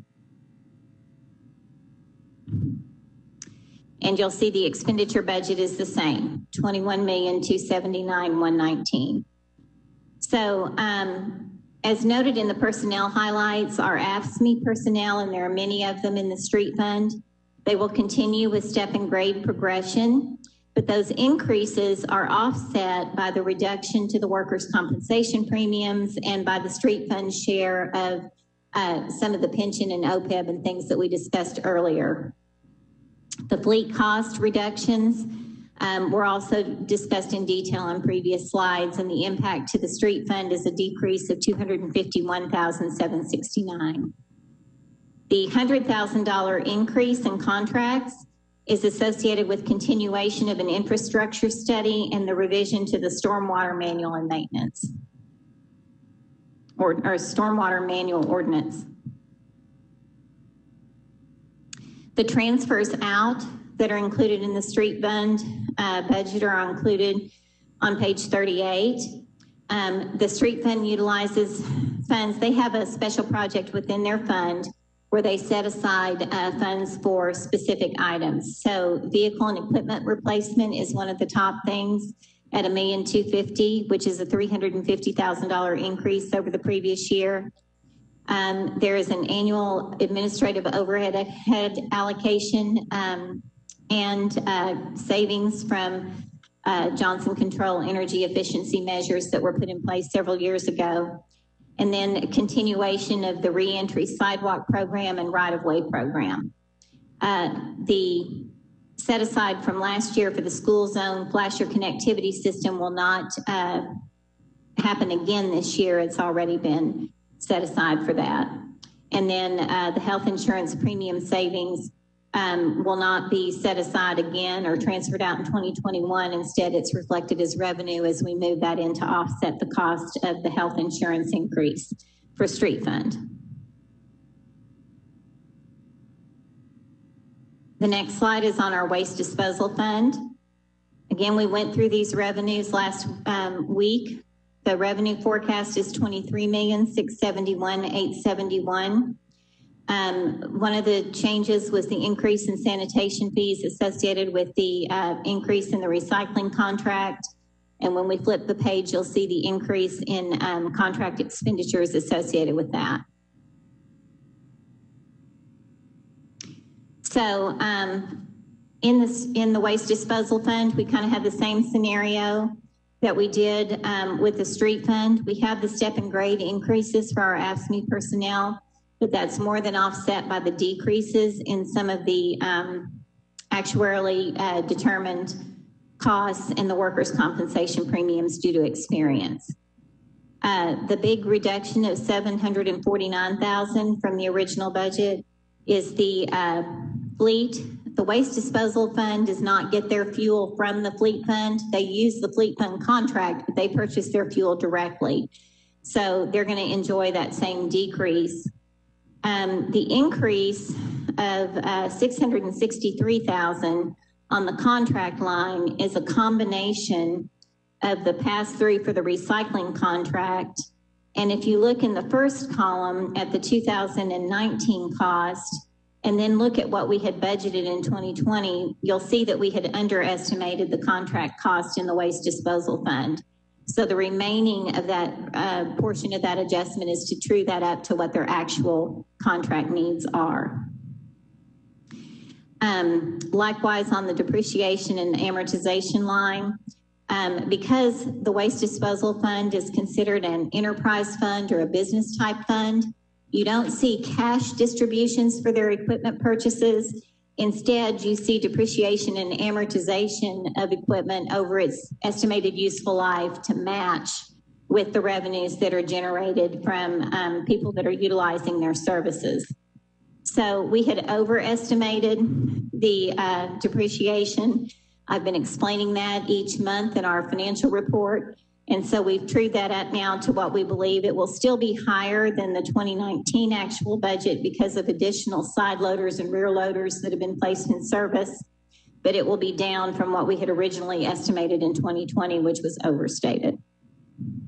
So in total, the waste disposal fund is also balanced with revenues and expenditures of $23,671,871. Now, the waste disposal fund does intend to utilize approximately $3.7 million to add additional side loaders, rear loaders, and landfill equipment. And there's also $305,000, the principal portion of their debt service payment. And again, due to the accounting standards, those don't show up on the income statement. They're reductions or they're increases in assets or reduction in a liability on the balance sheet. But those costs are offset primarily by the depreciation and amortization, which is a non-cash expense, and by the closure and post-closure care cost allocation. So on the next slide, you'll see the transfers out that are included in our waste disposal fund budget. So there will be a continuation of the funding for the environmental youth programs. There's an administrative overhead allocation for the street and general funds and continuation of the anti-litter programs that have been in place.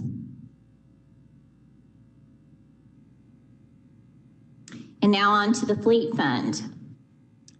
So again, we went through the revenues in detail last week.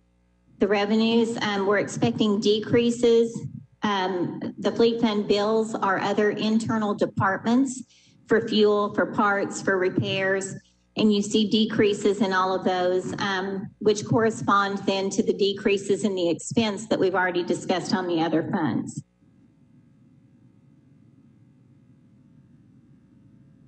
On the expenditure side, the fleet fund, the decrease of $445,000 in supplies and of $273,197 in contracts on line 6. Those are primarily associated with the vehicle parts and some of the outside services for engine replacement, drive lines, hydraulic systems and the like. And again, those are decreasing because the fleet has been renewed. We've taken a lot of the older vehicles out of service, and so we're not experiencing as much cost or as much need for repair. The decrease in fuel has already been discussed on a previous slide, and that shows up on line 3. And then the decrease in the transfers out of $682,000. In the 2020 amended budget, We added that transfer, which went to pay for the upfit for our public safety vehicles. When we buy the public safety cars, they're basically regular cars. And so the upfit cost is things like the light kit, the sirens, the communications, all the things that go into the car to make it an actual police car. And so the Fleet Fund was able to utilize accumulated resources and set aside funds for the upfit of those vehicles in 2020, but that will not be available in 2021. So the Fleet Fund was balanced with revenues and expenses at $13,390,000. So now on to our Vehicle Storage Fund. This fund, again, the revenues were discussed in detail last week, so I won't spend a lot of time on them. The forecasted budget is $1,759,847, which again is a decrease from our 2020 original budget, but an improvement from the amended budget. Overall, we still expect for storage fees and wrecker fees and auction sales to still be down slightly due to the impact of COVID and fewer vehicles that have been on the road. On the expenditure slide, you'll see the addition of the fleet services attendant. Again, this is step and grade for AFSCME employees is included here, but that's partially offset by the reductions in some of the workers' compensation and actuarially determined pension plan contributions. So the decrease that you see in contracts is associated with towing contracts, and that's $75,000 decrease is the change from the original 2020 budget. But if you look at the column one over to the left, you'll see that it's an increase of $100,000 from what we experienced in our amended budget. So again, anticipating a gradual recovery associated with COVID-19. Within our vehicle storage fund, and it's operated as a business as well, we're expecting the revenues from the previous slide of $1,750,000 offset by expenses of $1,699,000 for net income of $60,690. Finally, our parking garage fund. And this fund represents the parking revenues for the convention center parking and the River Market parking that the city owns and that Little Rock Convention and Visitor Bureaus operates on our behalf. The revenue forecast of $2.5 million was discussed last week. Again, that's down from actual revenues in 2019. Which were also boosted by street repair or street cut revenues and much higher monthly parking than, and daily parking than what we've experienced during COVID. So the budget for 2020 originally was $2,962,000. That decreased in our amendments to $2,438,000. And we're now gradually increasing that back to $2,507,462. The increases in the monthly parking on line 4 and on line 3 for parking meters will be partially offset by the decrease in street repair revenues that we talked about last week. But in the far right column, you see we're still below $454,000 below where we anticipated our original 2020 budget would be. So in total, we're about 15% below the original 2020 adopted budget and 23% below our 2019 actual revenues. But on the next slide, you see our expenses. And one thing here in the past, we've always shown parking deck operations, which is on line 5, as a single line item. We've now split that out to all the various categories as you see in the other funds.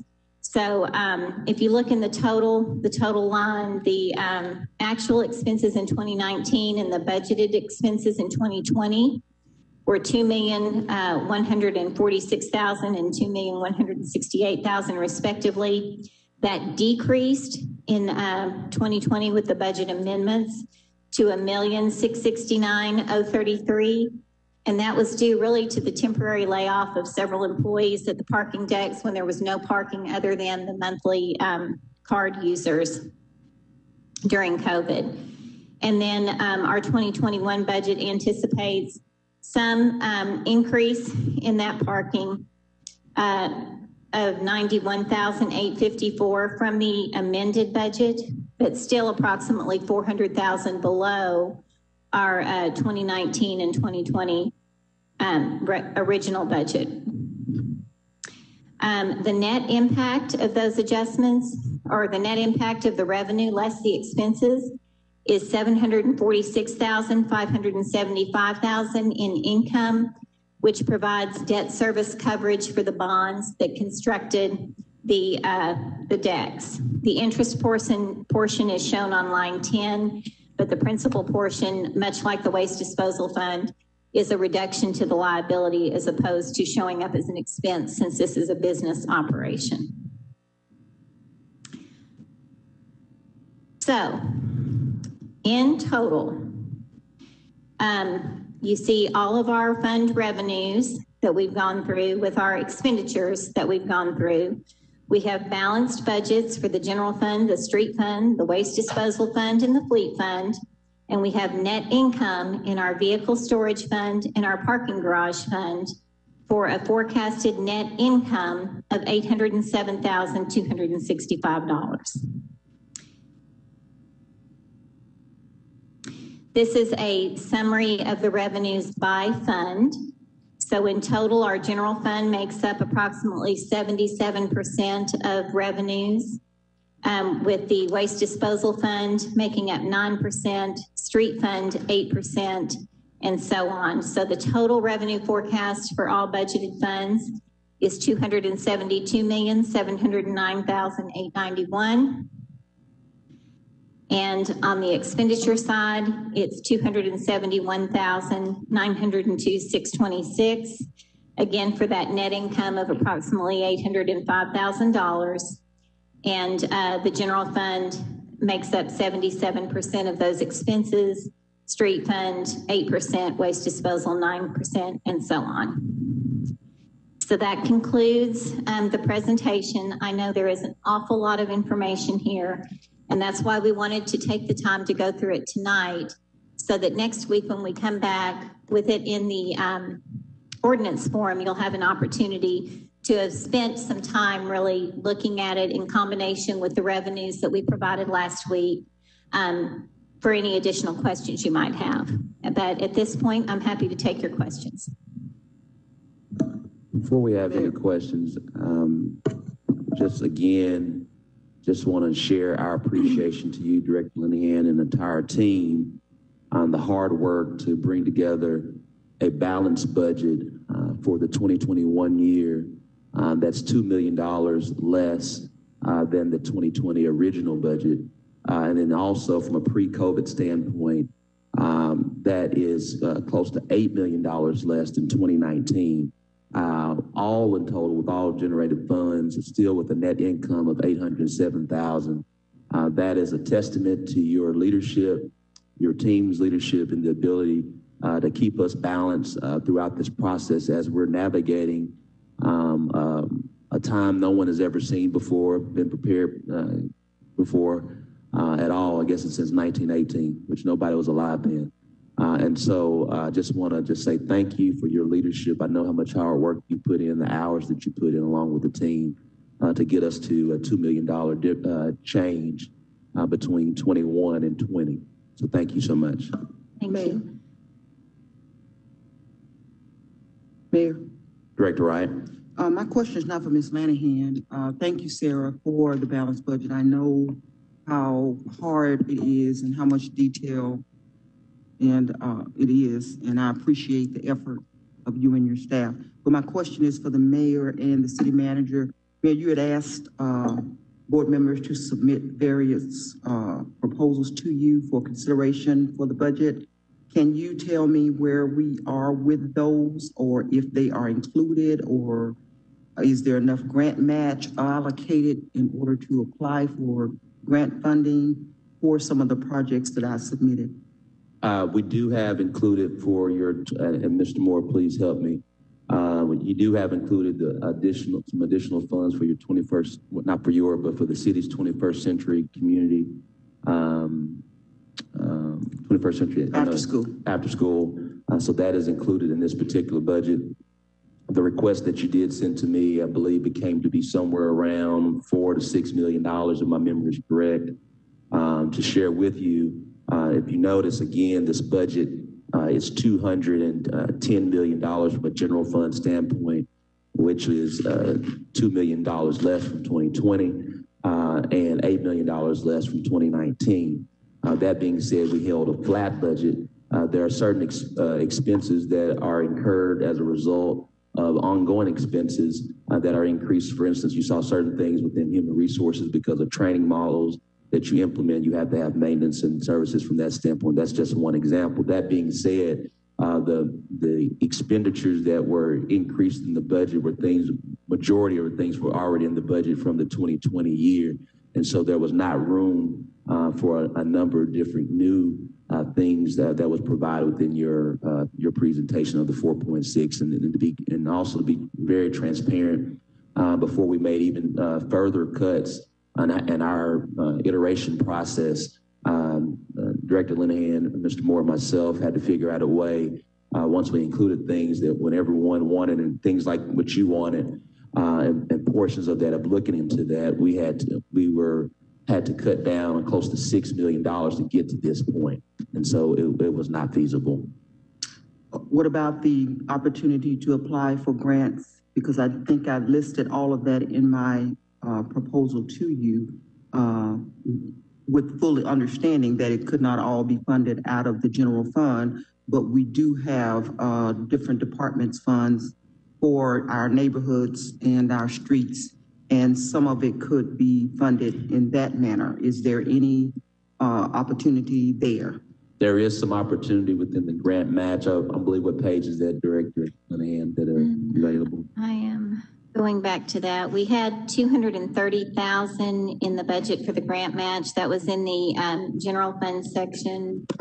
But that appeared to be designated for a particular grant, not that for was, and there was $788,000, I think, carried over for grants that were continuing. But as you mentioned, there are some some funds in housing that come from, CDBG or different programs. And when those types of programs become available, and with our street fund, we always use street fund for road type project opportunities. Those funds are accumulated in the street fund balance, which actually is more than 100% of the annual revenues in the street fund. So that's available for like federal transportation grants, different road projects that come about. Well, our neighborhoods typically don't qualify for that. I'm talking about like the 36th Street Bridge, which needs a pedestrian crossing. I'm talking about streets around our parks that are substandard, that the streets are too narrow to get down. I'm talking about projects like that that would need a grant match. Well, and you'll recall that we were in the final expenditure stages of our latest bond issue for streets. We had $72 million set aside in our 3/8 cent fund for streets, in addition to the funding available in the street fund. But the 3/8 cent portion of our penny tax that was implemented in 2012 was a 10-year limited tax. So it expires next year. And all of those projects that the neighborhoods requested were in the final phase of completing those.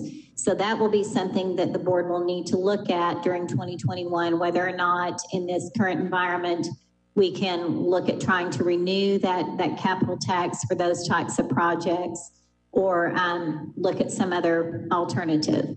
Again, as our bonds are retired and we have a dedicated property tax levy that pays down those bonds, and we are retiring those faster than what was originally anticipated. So we'll have an opportunity to potentially renew those bonds in another couple of years to make even more funds available.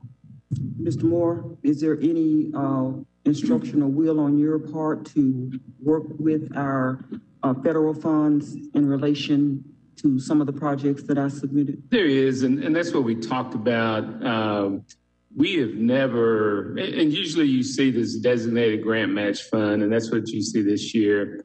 But we have never not gone after an opportunity if we need additional matching funds. So, and the departments know that they make the request if there's grant opportunities. So I feel very confident that if there's something that is very viable, that, and again, we want to leverage as much money as we can. So the answer to your question is yes. Well, it's very critical to me because I'm going to be a no vote on this budget unless I get some assurances from you and the mayor that there will be opportunities to go out and seek other funding to address some of the issues that I have in my ward. And that's why I'm being in particular, Mayor, because we give it outside funding to groups and things like that. And I have some real issues in Ward 6 that I need to get addressed. Yes, ma'am. And I think what you've heard from Mr. Moore and myself, and if I didn't communicate it effectively, I do apologize, that there are opportunities to pursue new grants. We will pursue those as they present themselves based on funds available. Mayor, I would like to add one thing on the outside agency funding that I didn't properly highlight. While we have a reduction in the funding for Rock Region Metro, we actually have increased service as a result of the RIDE 2020 initiative. So we're going to see additional service implemented that will, for example, go out to the promenade at Chenal, which will make that available for jobs for people throughout the city to go out. There'll be increased hours of operation and increased frequency. So there'll be some additional routes on Saturdays and Sundays that maybe wasn't there before.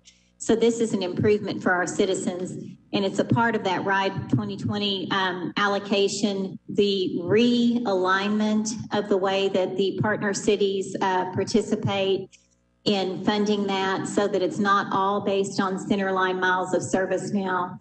There's a division between fixed and variable costs. So as we want to change routes throughout the system, we have that opportunity without negatively impacting other communities who were participating in that cost sharing model. And that's due to a lot of the innovation of our executive director, CEO of Transit, Charles Frazier. So I want to recognize that because that is something where we're getting more for less money. Thank you so much, Director Adcock. Yes, two things. Thank you, Sarah, but you know there's always questions. Would you rather me give them to you in writing so you can research them and get it back to me? That would be fine. The more time, the better. Also, Mayor, I sent you, Mr. Moore and Mr. Carpenter, some information this afternoon. During the campaign, we had a candidate, Mr. Dale Pickard, that during all the forums, he talked about the services that we provide to Kamak Village and Maumelle. And he has done lots of research. I have sent all of the board members copies of his research, and all of you received one this afternoon. According to his research, if we charge the people the cost that it's costing our residents of Little Rock for these services, we would have an additional $250,000. So I would appreciate if you, Mr. Moore and Mr. Carpenter, would look at this and see if maybe this is something that would allow Doris to have some of her programs and some of the other things that the directors have on a want list. Yes, ma'am. We'll review and follow up. And I did want to thank him, and he's watching tonight because he put in lots of time researching this for us. Thank you so much. Thank you. Director Adcock. Any more questions from board members? No. Please send questions to myself, Mr. Moore, Director Linehan. I'm sorry. Is there some? It's not on the budget. And before we get to Director Hines, I believe we'll be moving forward. We don't have any citizens communication. Do we have any citizen communication? I do want to take this time. I know we said congratulations to Directors Adcock, Compuris, and and future Director Antoine Phillips yesterday, but we do have Mr. Phillips who joined the board meeting today, who will be serving replacing, which is hard to replace, is Director Gene Fortson, but Mr. Antoine Phillips, who won the most recent election for position 9. Mr. Phillips, if you would, please, if you would address the board if you have an opportunity.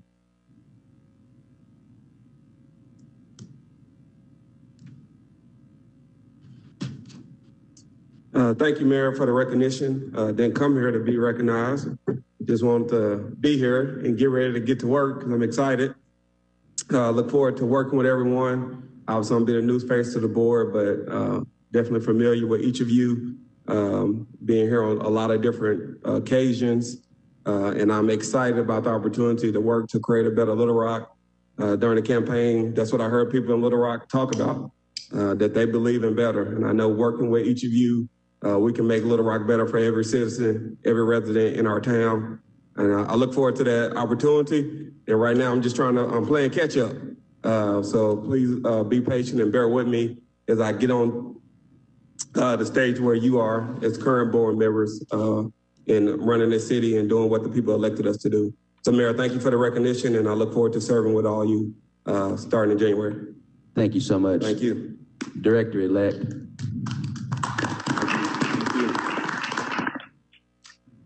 Director Hines. Thank you, Mayor. As we previously discussed before the meeting, I'm going to introduce 4 resolutions for the board for consideration to be put on our agenda next week and hopefully be voted on the first meeting in December. One resolution is a resolution to express the concern of the Little Rock Board of Directors with the continued service of Keith Humphrey as Little Rock Police Chief and for other purposes. The other 3 resolutions are to recognize the IAFF, the FOP, and the AFSCME locations as the negotiating bodies for those unions that represent our employees. I've got copies here that I will give to the city attorney, the clerk, to be perfected and put on our agenda for next week. Thank you. Thank you so much, Director Hines. Director Computers. Bruce, could you give us an update on when we're going to demolish that church on Mississippi? I brought it up about. Yeah, let me check on. I know we were citing them to court, so we'll prepare an update. Well, it's now becoming a sleepover place for the homeless. Will do.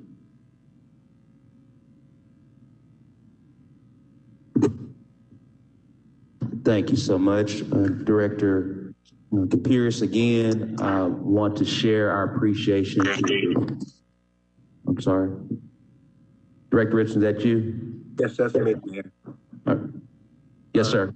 Mayor, in reference to Lance's proposed resolution, Tom, are we following the proposed procedure with respect to timelines before introduction of any kind of legislation? What the ordinance actually says is that if they've got to be presented 2 weeks before the agenda meeting, which they would be considered. So that would be the first agenda meeting in December for the second meeting in December. That's fine. Whatever the ordinance says. I thought I heard Director Hines say for the agenda meeting next week, so I wanted to make sure we're within the timeline. I certainly have some questions about that I can't ask without seeing it, but I wanted to make sure we were following the proper procedure with respect to timelines in terms of introducing any kind of legislation.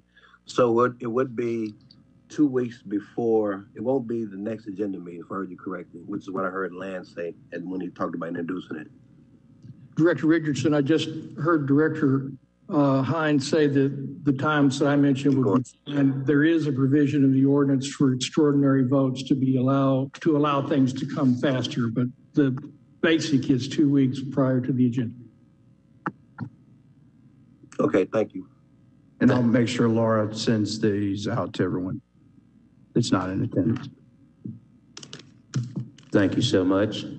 Again, I just want to state from Director Linehan, again, just want to say thank you so much for this process. And we do appreciate you to get us to, again, I want to state, I think that's big news that we have a balanced budget that is $2 million less than what it was 2020, $8 million from 2019, with a net income of $807,000.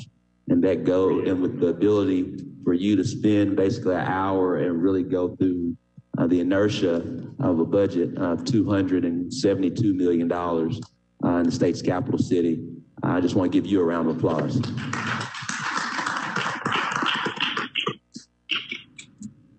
That being said, is there a motion to adjourn? So moved. Second. Motion second. All those in favor, please say aye. Aye. Opposed, say nay. Ayes have it.